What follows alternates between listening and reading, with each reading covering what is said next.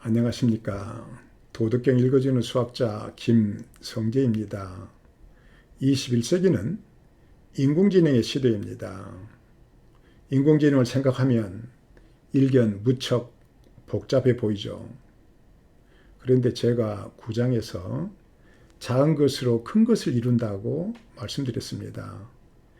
이 복잡한 세상에 과연 작은 것으로 큰 것을 이룰 수 있을까? 이런 질문을 여러분은 가질 수 있습니다. 이 질문에 대답하기 위해서 인공지능을 좀 생각해 보죠. 현재의 인공지능의 근간을 이루고 있는 핵심 기술은 딥러닝입니다. 딥러닝은 데이터 처리를 단순화하려는 노력에서 출발했습니다. 고양이를 판별하는 알고리즘을 생각해 보죠. 그러면 고양이 영상 자체를 사용할 수 없어요. 영상 자체를 사용하면 효율성이 떨어집니다. 정확도가 없어요. 그 이유는 영상 내부의 고양이의 위치, 크기, 방향, 또 경우에 따라서는 일부가 나타나지도 않고, 그래서 여러 가지 가능성 때문에 영상 자체를 사용할 수 없어요. 그래서 이 대상을 대변하는 통계적 특성을 추출해서 사용합니다. 근데 이게 몇 개의 수로 돼요. 그러다 보니까 이제 벡터가 되는데요. 그래서 특성 벡터를 추출해서 사용을 합니다. 그래서 알고리즘 개발자들은 오랜 시간 이 특성 추출 방법을 연구해 왔는데요. 이 방법들이 번거로워요. 그런데다가 복잡해요. 또 경우수를 따져야 하는 경우가 있습니다. 그래서 이런 경우는 이런 방법, 저런 경우는 저런 방법, 이런 식으로요. 그러다 보니까 보통 번거롭고 복잡한 게 아니에요. 또 그렇게 하더라도 크게 효율성이 늘지 않습니다. 이 번거롭고 복잡한 것을 이겨내기 위해서 머신러닝 알고리즘 자체에 특성 추출 작용을 첨가합니다. 그래서 그걸 맡겨버려요. 그래서 딥러닝은 이러한 단순성을 지향하면서 출발했고, 그렇기 때문에 더욱더 효율적이고 많은 활용을 가져올 수 있게 된 것입니다. 단순하니까 더 많은 활용을 할 수 있는 거예요. 여러분들에게 머신러닝 이런 인공지능이 복잡해 보이지만 하나하나 따지고 보면 단순해요. 이런 단순성 때문에 이 큰 활용성이 생기고 넓은 활용성이 생기고 그런 것입니다. 그러니까 작은 것으로 큰 것을 이룰 수 있겠죠? 아니에요. 이 작은 것을 큰 것을 이루는 것은 그렇게 단순한 것이 아닙니다. 세상 만사 대가 없는 것이 없어요. 대가를 치르지 않고 작은 것이 큰 것이 될 수가 없습니다. 그러면 이 인공지능에서 딥러닝에서 대가는 무엇이냐? 그거는 데이터 양이에요. 예전 같으면 몇백 개로 이 알고리즘을 훈련시킬 수 있었는데 이제 몇만 개의 데이터를 써야 하는 것입니다. 예전 같으면 이 몇만 개의 데이터를 영상을 만드는 것이 엄청 큰 대가였어요. 그런데 지금은 세상이 너무 영상천지잖아요. 영상을 쉽게 만들 수 있고 인터넷에 가보면 천지잖아요. 이것들을 수집하면 쉽게 할 수 있어요. 그러니까 대가를 치르지만 작은 대가를 치르는 것입니다. 작은 것을 큰 것을 이루는 것은 대가를 치르지만 대가가 없는 대가를 치르는 거예요. 세상에는 대가를 대신하는 작용이 있습니다. 그 작용을 이해할 때 작은 것으로 큰 것을 이룰 수 있는 것입니다. 도덕경의 대원칙이 되는 무의지사와 불은주교도 이 세상에 흐르고 있는 그런 작용을 이해하기 때문에 가능한 것입니다. 이건 꼭 예스러운 것이 아니에요. 현대 경제학의 아버지라 불리는 아담 스미스가 그의 구프론에서 보이지 않는 손을 이야기했습니다. 그거는요, 예를 들어서 각 개인은 자기의 이익을 위해서 일을 합니다. 빵을 굽는 사람, 구두를 닦는 사람, 다 자기의 이익을 위해서 일을 해요. 근데 이 자기의 이익을 위해서 일하는 이런 모든 것들이 합쳐서 보이지 않게 사회 공공의 부를 증진시킨다. 그게 핵심이에요. 그래서 그 증진시키는 것이 보이지 않는 손이다. 정확하니 말할 수 없지만 보이지 않는 것이 있어서 그것이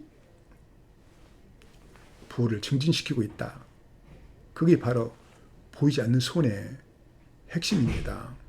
세상에는 이렇게 대가를 치르지 않아도 어떤 큰 것을 이루게 하는 작용이 숨어 있어요. 그 작용을 이해할 때 여러분들이 작은 것으로 큰 것을 이루게 되는 것입니다.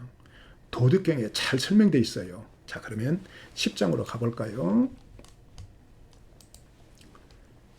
제 영백 포일 능무이호. 영백이 있으며, 영백은 거주지 같은 거예요. 있으면서 하나를 품어 떠나지 않게 할 수 있겠는가? 이거는 성인이 하는 행동이고요. 이거는 백성들이 하는 거예요. 백성들이 떠나지 않게 할 수 있겠는가? 하나를 품는다는 것은 본성만을 보살피는 그런 무의지사를 실천하고 있는 것입니다. 이 하나는요, 저 뒤에 42장에 가서 도가 하나를 낳았다는 이야기가 나오고요. 40장에 가서 하나가 본성이라는 것을 증명할 수 있어요. 정기치유 능영하호. 길을 모으고 부드러움에 이르러. 이거는 또 다시 성인의 일이에요. 백성들이 어린아이가 되게 할 수 있겠는가. 욕심내는 것도 없고 악한 것도 없고 순진하게 할 수 있겠는가. 척제혈람 능무자호. 씻고 닦고 혈람 통찰해서 허물이 없게 할 수 있겠는가. 이것도 마찬가지예요. 앞에 것은 성인의 것이고 뒤에 것은 백성들한테 일어나는 불언지교의 효과입니다. 애민치국 능무지호. 애민으로 나라를 다스려서 백성들이 알려고 하는 것이 없게 할 수 있겠는가. 천문개합 능무자호. 천문개합은요, 천문이 열고 닫히는 것인데 매사의 처리를 천문개합이라고 합니다. 그 매사 일처리 있어서 백성들이 암컷처럼 따를 수 있게 하겠는가라는 것입니다. 암컷은 순응하는 것을 대변하고 있죠. 명백사달 능무유요. 사방을 두루 통달해서 밝힘에 있어서 이제 성인이 하는 거예요. 능무유요. 위험이 없게 할 수 있는가. 심지어 백성들에게도 위험이 없게 할 수 있겠는가. 할 수 있다는 것이겠죠. 이렇게 의문문을 한다는 것은 생지축지 생이불유 유이불시 장이부재. 낳고 기른다. 이거는요, 도는 만물을 낳고 덕은 기릅니다. 그런데 이 방법이에요. 낳는 것을 소유하려 하지 않고 행한 것에 의지하지 않고 잘하는 것을 간섭하지 않는다.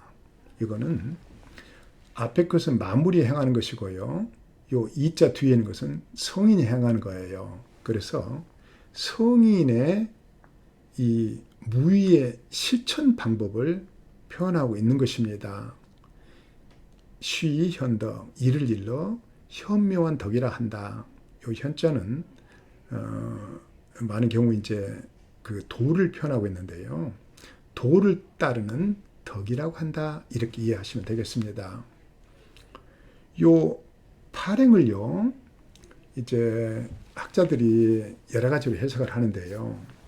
이 발행은 2장에도 나타나고 51장에도 나타납니다. 이 51장에는 여기 똑같이 나타나고 있죠. 2장을 제가 여기다가 갖다 놨는데요. 여기다 보면요. 만물 작으니 불사 하고 나서 이렇게 나가죠. 성인의 다스림에 대한 이야기인데요. 무의지사와 불은주기를 행한다. 그런데 만물이 지은 것을 간섭하지 않는다. 그리고 만물이 당한 것을 소유해야 하지 않는다. 그런 거예요. 이게 만물을 또 쓰고 또 쓰고 또 쓰고 하지 않기 위해서 여기는 생략하고 있는데, 이 앞부분은 만물의 것이고 뒷부분은 성인의 것이에요. 요 헷갈리시면 안 돼요. 이 모든 것을 다 성인이 하는 것이라고 해석하는 것이 학자들의 주류입니다. 이것도 마찬가지예요. 요 앞부분은 성인의 것이고 뒷부분은 백성들은 일어나는 것인데, 요거를 전부를 다 성인의 것으로 보는 학자들이 대부분입니다. 그런데 덕이라는 것은 이렇게 뭐 명백사달이니 뭐 이렇게 자신을 위해서 하는 것이 아니에요. 백성들을 위해서 하는 것이 덕입니다. 세상을 평안하게 하는 것이죠. 그래서 스스로는 무의지사를 행하는 거예요. 단순해지는 것입니다. 이 마크 트웨인이 한 말을 인용해 볼까요? 마크 트웨인은 이런 말을 했어요. 아이들로부터 가장 정확하고 흥미로운 정보를 얻을 수 있다. 이런 말을 했는데요. 그거는 아이들은 자기가 아는 것만 말하고 입을 다물기 때문이다.